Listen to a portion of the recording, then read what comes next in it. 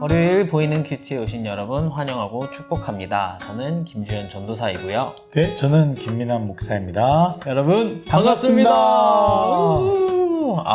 오랜만에 네, 이렇게. 제가 이전에 안 올 줄 알았는데 다시 오게 됐습니다. 너무 네. 좋습니다. 네, 저도 참 좋은 것 같아요. 네, 목사님 이제 본격적인 7월이 시작됐습니다. 네. 덥네요. 하반기가 이제 되었는데 목사님 이제 남은 이제 한 해 동안 기대하시는 게 혹시 있으신가요? 일단은 학예 수련회를 기대하고 있고요. 네. 우리가 조금 머물러 있다면 신앙적으로나 그리고 삶 가운데서 머물러 있다면 그 은혜 받기 좋은 계절 여름 수련회 때 함께 모여서 말씀을 듣고 기도하고 또 서로 중보하고 또 다짐하고 다시 달려나갈 수 있는 그런 수련회가 되기를 되게 기대하고 또 기도하고 준비하고 있습니다. 그래서 이걸 통해서 또 하반기로 쭉 달려나가면 좋지 않을까. 네. 이번 전반기 때는 사실 훈련을 못했거든요. 우리 행축 때문에 행축 못했는데 있었죠. 네. 이번에는 이제 수련회 이후에 신앙으로 초대, 또 1대 신앙육 혹은 출애굽기 아니면 다른 성경 공부를 또 이렇게 생각하고 있으니까 여러분도 관심 있으면 함께 동참했으면 좋겠습니다. 네. 네. 파이팅입니다. 네. 네. 저는 개인적으로 올해 초에 보이는 큐티의 첫 진행을 맡았었더라고요. 네. 이제 보면서 그때 했던 다짐이 있었던 것 같아요. 그래서 그거를 잠깐 봤는데 제가 그때 저희 뉴송와이 모두가, 저를 포함한 뉴송와이 모두가 2025년에는 하나님을 붙잡고 말씀으로 승리하는 행복한 사람들이 되었으면 좋겠다고 이야기를 했었어요. 근데 이제 막상 돌아보니까 큐티에 열심을 내는 대학부 지체들이 보이고요. 말씀에 열심을 내는 성경 통독팀이 또 보이고 하나님을 붙잡고 나아가는 임원단과 리더들이 보이더라고요. 그래서 그리고 그 안에서 이제 행복할 수 있는 저와 목사님이 보여서 참 은혜가 많이 되었던 것 같습니다. 단기 선교팀도 있습니다. 단기 선교팀 있죠. 네, 전 선생님 빼먹었습니다, 여러분. 얼마나 열심히 하는지 몰라, 단기 선교팀. 맞아요. 죄송합니다. 그리고 중요한 거는 올해가 끝나지 않았다. 네, 그렇죠. 아직 하반기 반이나 남은 거죠. 그러니까 맞습니다. 아직 못하고 있었던 분들도 수련을 통해서 다시 도전하고 더 많은 사람들이 동참하면 얼마나 좋을까 생각하게 좋을 되네요. 것 같습니다. 네. 네. 그래서 그리고 수련회 얘기가 네. 나와서 그런데 이번 주 수요일까지 얼리버드 기간입니다. 네, 그렇군요. 목사님 한 말씀 해주시겠습니까? 얼리버드 굉장히 좋아요. 왜냐면 안 하면은 호갱되는 겁니다. 농담이고요. 굉장히 좋은 기회잖아요. 왜냐면 저희가 이번에 수련회비에 대한 조사를 쭉 해왔는데 기본적으로 7, 8만 원입니다. 맞아요. 청년대학부 수련회, 중고등부 수련회 2박 3일 뭐 먹는 거, 자는 거 이런 것만 해도 7, 8만 원, 비싼데 15만 원 정도까지 하는 데 있었는데 4만 원이잖아요. 저희가 4만 원. 그러니까 여러분들이 시간을 비우고 사실 저희가 수련회 광고를 한 2달 전에 하지 않았습니까? 맞습니다. 그러니까 시간을 미리 요구하고 요청하고 8월 14일부터 16일까지 제가 꼭 일정을 빼야 됩니다. 뺄 수 있게 도와주세요. 심지어 이번에는 15일이 쉬는 날이잖아요. 맞습니다. 쉬는 날이니까 14일 날 반차 혹은 뭐 14일 날 연차 쓰면 하루만 쓰면 되기 때문에 꼭 여러분들 신청하시고 가격도 굉장히 싸게 또 은혜는 풍성하게 또 가져가면 좋지 않을까 라는 생각이 들고요. 물론 얼리버드 못하신 분들도 그냥 풀 참석하셔도 좋습니다. 괜찮으니까 여러분들 신청하는 게 중요합니다. 화이팅입니다. 화이팅, 화이팅. 네. 네, 그리고 이제 토요일까지 복면 가방 신청도 받으니까 여러분 네. 많은 참여 부탁드립니다. 그러니까 이번에 어마어마한 사람들이 참여한다라고 해서 좀 걱정입니다. 지금 이거를 예선전을 해야 될지 중간에 잘라야 될지 할 정도로 여러분 빨리 신청해 주시고 그냥 나중에 후회하지 말고 꼭 이게 보면은 끝나고 나면서 저 정도면 나도 할 수 있는데 저게 노래냐 저게 춤이냐 아유 진짜 아우 이렇게 끝내지 마시고 제발 용기 내어서 함께 또 이렇게 뽐내고 또 은혜를 받고 나누는 시간이 됐으면 좋겠습니다. 네, 아우 너무 좋습니다. 네. 네, 이제 한번 말씀으로 들어가 보도록 하겠습니다. 네, 오늘 말씀은 사사기 3장 12절에서 31절의 말씀이고요. 저희가 함께 볼 말씀은 15절 말씀입니다. 목사님 읽어주시겠어요? 네, 15절 말씀 제가 읽도록 하겠습니다. 이스라엘 자손이 여호와께 부르짖음에 여호와께서 그들을 위하여 한 구원자를 세우셨으니 그는 곧 베냐민 사람 게라의 아들 왼손잡이 에훗이라. 이스라엘 자손이 그를 통하여 모압 왕 에글론에게 공물을 바칠 때에. 아멘. 네, 목사님. 네, 제가 먼저 좀 여러분들과 나누고자 하는 것은 어떻게 보면 사사기의 첫 부분이기도 하니까 좀 간단하게 좀 나눴으면 좋겠다라는 부분이 있어요. 우리가 전에도 아마 얘기했거든요. 사사기는 계속적으로 죄의 사이클을 얘기한다. 네. 풍요로웠을 때 죄를 선택하게 되고 죄를 선택했을 때 하나님은 옆나라, 이웃나라를 통해서 하나님께서 응징하시고 괴롭히시고 힘들게 해서 하나님 도와주세요를 만드는 거죠. 네. 하나님 도와달라고 했을 때 하나님은 또 내버려 두시는 것이 아니라 준비된 사사를 부르시고 그 사사를 통해서 구원하시는 그 사사가 살아있는 동안에는 평온하고 행복한 그 평온하고 행복했을 때 끝내야 되는데 또 평온하고 행복하니까 또 죄를 선택하는 그래서 이 죄의 사이클이 계속적으로 진행이 된다라는 것을 제가 전에도 설명을 했는데 이제 이 부분이 사실 사사기의 1장, 2장이랑 쭉 연결이 돼요. 그래서 1장, 2장에 보면은 무엇이 나왔냐? 여러분 기억하시는지 모르겠습니다. 유다로부터 시작해서 각 지파별로 아직 차지하지 못한 땅을 차지하는 부분들이 나오는데 믿음으로 다 차지하면 참 좋을 텐데 이들이 겁내고 두려워하고 힘들어와서 포기하거나 도망가거나 또 저기 철병거가 있다. 저기 뭐 기마병이 있다. 뭐가 있다라는 그 모습들을 보면서 이 믿음으로 하나님을 바라보는 것이 아니라 이 두려움에 사로잡혀서 멈추게 되고요. 그들과 함께 동행하는 삶을 살게 되는 것이죠. 그래서 믿음으로 차지하지도 못하고 쫓아내지도 못하고 함께 살아가니 어떻게 되느냐? 하나님께서 이 1장, 2장을 통해서 뭘 얘기하느냐? 그것이 결국에 너희에게 올무가 될 것이다 라고 하나님은 말씀하시는 것이죠. 그러면 우리는 좀 이런 생각할 수 있어요. 아니 왜 그들과 함께 하면 안 되나? 왜 꼭 그들을 다 죽이거나 다 쫓아내야 되나? 하나님은 사랑의 하나님이시고 그들과 그냥 함께 살아가면서 사랑을 베풀면서 손에 손잡고 살아가면 안 되나? 라고 생각할 수 있지만 이 신학적으로 이 사사기 어떻게 보면은 이 가나안 땅을 차지하는 부분은 굉장히 중요한 부분을 얘기하고 있거든요.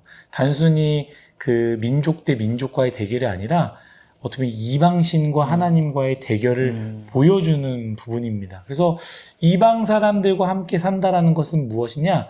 이방신과 함께 산다는 것과 동일한 거예요.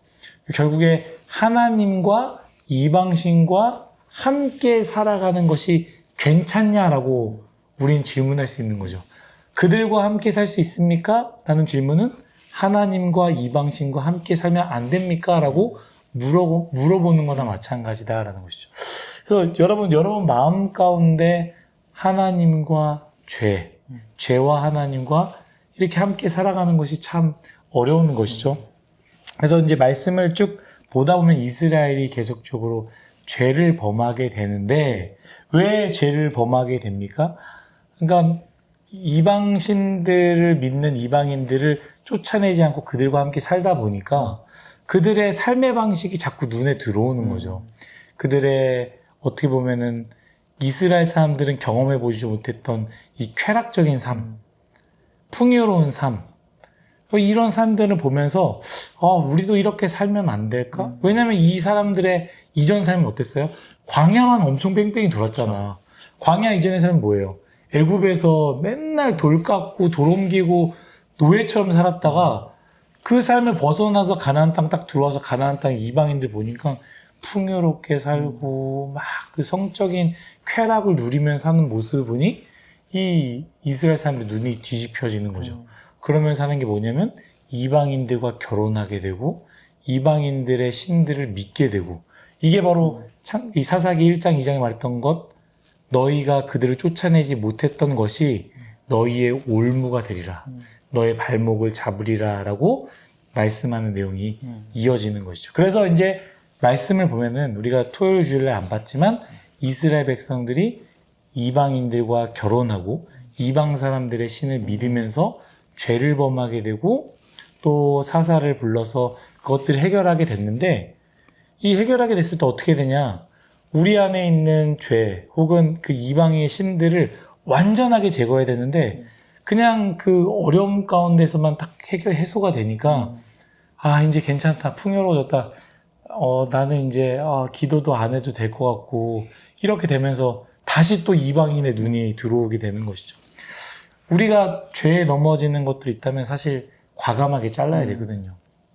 저 사람이 자꾸 나를 술로 넘어뜨리게 하고 저 사람만 만나면 자꾸 어떤 누군가를 뒤에서 욕하게 만들고 저 사람만 만나면 꼭 이상하게 내가 죄를 범하게 되는 그런 일들이 있다면 그 사람과 관계를 완전히 끊어놔야 내가 이 은혜 가운데 머물렀을 때에 하나님의 은혜로 살지만 이 은혜 가운데 벗어났을 때도 그래도 그 죄에 넘어지지 않으려고 할 수 있을 텐데 이게 은혜가 조금만 떨어진다 싶으면은 자꾸 그 친구가 떠오르게 되는 것이죠.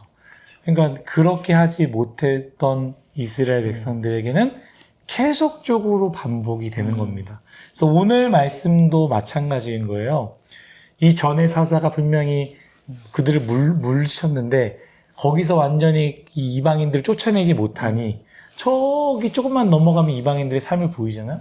그러니 다시 평안해지니 저들의 삶이 보여지고 만지고 싶고 붙잡고 싶고 그들과 함께 살고 싶고 그들의 쾌락을 누리고 싶다 보니까 다시 범죄하게 되면서 고통을 받게 되는 어떻게 보면 사사기에 계속적으로 이어지는 말씀이다라는 것이죠. 그래서 저는 여기까지 얘기하고요. 전사님이 이제 오늘 말씀에 대한 이야기를 나눠주시면 좋을 것 같습니다. 네, 감사합니다. 너무 감사합니다. 네, 저는 오늘 큐티 말씀을 묵상하면서 좀 많은 은혜를 받았던 것 같은데 함께 3가지 정도를 나눠볼까 했습니다. 첫 번째로 에훗은 누구인가 였습니다. 오늘 본문 말씀에 제일 아이러니한 부분은 에훗에 대한 설명이라고 저는 생각하거든요. 베냐민 사람 게라의 아들 왼손잡이 에훗이라고 성경이 에훗을 표현하는데 이거는 이 왼손잡이라는 표현은 특징을 써놓은 게 아니라 약점, 결점을 설명하는 표현이라고 생각이 맞아요. 되었습니다. 소경 바디메오, 거지 나사로와 같이 한 사람에 대한 설명을 그 표현 안에 다 담아내는 것을 의미한다고 생각을 했는데 근데 더 아이러니한 게 뭐냐면 베냐민 사람이라고 소개하는 것이죠. 그렇죠. 베냐민은 내 오른팔의 아들이라는 맞아요. 뜻이 있다고 하는데 굉장히 아이러니하죠. 네, 이게 굉장히 아이러니하더라고요. 그것만 봤을 때도 에훗이 그 지파 안에서 어떤 취급을 당했었을지가 너무 눈에 훤히 보이더라고요. 그렇죠. 그 당시 그 시대를 네. 고려해보면 네. 그래서 왼손잡이도 흔치 않았지만 또 그 안에서 오른팔의 아들들 사이에서 왼손잡이 참 쉽지 않은 인생이었겠구나 라는 생각이 들었습니다. 그래서 이제 저희 가운데도 에훗이 있을 수도 있지 않을까 맞아요. 이런 생각이 저는 문득 들었어요. 우리도 누군가를 에훗처럼 잘못되었다고 정죄하고 판단하고 있을 수도 있지 않을까라는 생각이 들었고 또 우리가 자신을 에훗이라고 또 생각할 수도 있지 않을까 이 공동체 안에서. 그래서 우리가 부디 우리 서로에게 사랑하는 마음이 더해지기를 간절히 바랬고 또 에훗처럼 여기는 사람들이 있다면 오늘 하나님께서 에훗을 통해서 역사하신 일들을 보면서 정말 용기를 얻는 우리 모두가 되었으면 좋겠다라는 생각이 들었습니다. 그 심지어 이 왼손잡이라는 그거를 좀 들여다보면은 그러니까 왼손잡이였다라기보다는 오른손이 묶인 자라고 표현이 돼요. 그러니까 오른손 쓸 수 없는 자. 그러니까 어떻게 보면은 뭐 정확히 나와 있지 않지만 장애일 수도 있고 그쵸. 어떻게 보면 굉장히 불편하고 약자로서 표현이 됐다라는 거죠. 하나님이 그런 사람을 사용하셨다라는 것 자체도 굉장히 또 은혜가 되고 네. 다음번에 보면 또 이 여자가 또 나오죠. 여자가 감히 여자가 이렇게 사서로서 그 당시에 지금은 여성 시대잖아요. 저희보다 저 위에 계신 분들이 여성인데 그 당시에 감히 여자가 어디서 이거였는데 그쵸? 네. 네. 맞습니다. 네. 두 번째로 생각했던 부분은 이제 에글론에 대한 부분이었어요. 이제 모아방 에글론이었는데 성경은 에글론을 비둔하다라고 설명을 하더라고요. 이제 비둔한 에글론을 보면서 저는 마치 우리의 인생을 약간 비유로 적어 놓은 것만 같았어요. 그래서 자신을 살찌우고 배불리라고 세상은 에글론처럼 우리에게 말을 하고 있습니다. 이제 기독교인인 우리도 그 모습의 포로가 되어서 이스라엘 백성들처럼 공물을 바치고 또 그 에글론 왕을 섬기는 그런 모습으로 살고 있지 않나. 그러면서 우리의 믿음의 가치를 잘못 세워가는 것은 아닐까 하는 생각이 좀 들었어요. 그래서 부디 오늘 하루 세상의 속삭임, 세상의 속임수에 넘어가지 않고 약한 모습일지라도 하나님을 애후처럼 의지하는 우리가 되었으면 좋겠다라는 생각이 들었습니다. 그리고 마지막으로 승리의 방법은 좌우에 날선 칼을 차고 다락방에 오르는 것이다 였습니다. 16절에 보면 에훗은 좌우에 날선 칼을 만들어서 옷 속에다가 찼습니다. 그리고 20절에 보면 에훗은 모아방 에글론을 만나러 서늘한 다락방으로 올라갔습니다. 그리고 그곳에서 모아방 에글론을 칼로 암살하는 장면이 나옵니다. 저는 이것도 굉장히 비유적으로 해석이 되어졌는데 우선 에훗이 들었던 좌우에 날선 칼이 하나님의 말씀이라는 생각이 들었습니다. 히브리서 4장 12절에 그쵸. 보면 하나님의 말씀은 살아있고 활력이 있어 좌우에 날선 어떤 검보다도 예리하여 혼과 영과 및 관절과 골수를 찔러 쪼개기까지 하며 또 마음의 생각과 뜻을 판단하나니 아멘. 이런 말씀이 있는데 에훗은 좌우에 날선 검을 가지고 에글론이 있는 다락방으로 올라갔다는 게 어쩌면 우리도 하나님의 말씀을 들고 세상의 가치가 비둔하게 가득 차 있는 우리의 심령 속으로 향해야 하는 것은 아닐까 하는 생각이 들었습니다. 그리고 에훗처럼 비록 왼손잡이일지라도 세상의 가치에 굴복하지 않고 하나님의 백성으로 긍지를 가지고 말씀을 휘두르는 우리 모두가 되었으면 좋겠다라는 생각이 들었습니다. 이 좌도 아니고 우도 아니고 사실 여기서는 왼손을 얘기했지만 중요한 건 하나님께서 쓰신 손이 더 중요한 거죠. 오른손이냐 왼손이냐, 오른손을 비비냐 왼손으로 비비냐가 중요한 거예요. 하나님께서 함께 하시는 것, 그렇죠? 그게 정말로 더 중요하다는 생각이 듭니다. 와, 오늘 너무 참 좋았습니다. 오랜만에 해서 적응이 좀 안 되긴 하지만 참 좋았습니다. 네. 마무리해 주시죠. 네, 이제 기도를 하고 마치겠습니다. 자, 기도하고 마무리하면 될까요? 감사합니다. 네, 하나님 감사합니다. 모든 것이 하나님의 은혜임을 고백합니다. 왼손잡이와 같은 우리의 인생, 사람들 앞에, 세상 앞에 늘 연약하고 부족하지만 하나님, 우리를 쓰시는 분이 하나님을 기억하며 부르신 하나님을 바라보며 담대하게 나아가는 우리 귀한 인생, 모든 인생, 뉴스송아의 모두가 되게 하여 주옵소서. 감사하며 예수님의 이름으로 기도드렸습니다. 아멘. 네, 여러분 이제 월요일이고 또 힘들고 지칠 수도 있지만 우리 같이 힘을 내어서 함께 말씀 붙잡고 승리했으면 좋겠습니다. 맞습니다. 그리고 수요일까지 얼리버드 신청 꼭 해주시고요. 토요일까지 복면가왕에도 관심 많이 가져주셨으면 좋겠습니다. 그리고 대학 부채들 너무 늦게까지 자지 마요. 새벽 2시, 3시까지 맨날 저기 게임하고 애니메이션 보고 넷플릭스 보고 그래 너 말이야 너 제발 끄시고 9시에는 일어나야 되지 않을까. 그럼요. 그랬으면 좋겠습니다. 알겠습니다. 그럼 여러분 오늘 하루도 화이팅입니다. 화이팅!